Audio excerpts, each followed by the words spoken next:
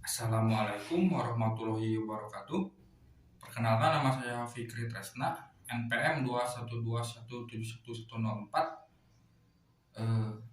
Dibuatnya video ini adalah untuk memenuhi salah satu tugas ujian tengah semester profesi kependidikan.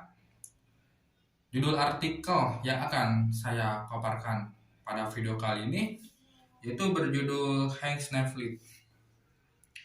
Henk Sneevliet adalah seorang revolusioner sosialis Belanda yang aktif di Indonesia pada awal abad ke-20. Ia lahir pada tanggal 13 Mei 1883 di Rotterdam, Belanda. Ayahnya adalah seorang pekerja kapal dan ibunya adalah seorang buruh rumah tangga. Sneevliet bergabung dengan Partai Sosialis Belanda pada tahun 1904 dan menjadi seorang pemimpin serikat buruh. Pada tahun 1913, ia memimpin delegasi Partai Sosialis Belanda ke Kongres Sosialis Internasional di Wien, Austria. Di sana, ia bertemu dengan banyak tokoh sosialis, termasuk Vladimir Lenin. Setelah itu, Sneevliet mendirikan partai pada tahun 1914. Partai ini bertujuan untuk mengorganisir kaum buruh di Hindia Belanda atau Indonesia untuk melawan kolonialisme Belanda. Sneevliet menulis banyak artikel dan buku tentang sosialisme dan perjuangan kemerdekaan Indonesia. Sneevliet sering ditangkap dan diasingkan oleh pemerintah Belanda karena aktivitasnya di Indonesia. Pada tahun 1923, ia ditangkap lagi dan diasingkan ke Belanda. Namun, ia terus memperjuangkan kemerdekaan Indonesia dari Belanda.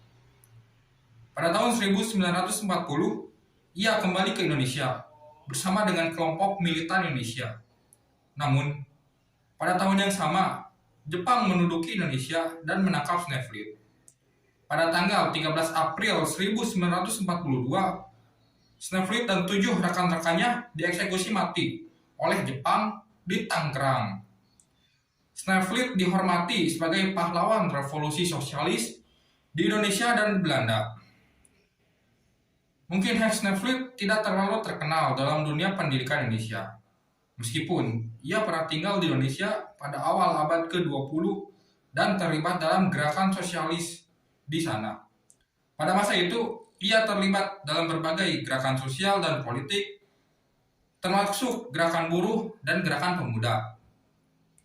Meskipun demikian, Sneevliet tidak tercatat sebagai tokoh yang secara khusus terlibat dalam pendidikan Indonesia, namun pengaruh ideologi sosialis yang ia anut dapat ditemukan dalam gerakan-gerakan pendidikan yang muncul di Indonesia pada masa itu, terutama dalam gerakan pendidikan kebangsaan yang bertujuan untuk memberikan pendidikan yang merata bagi seluruh rakyat Indonesia.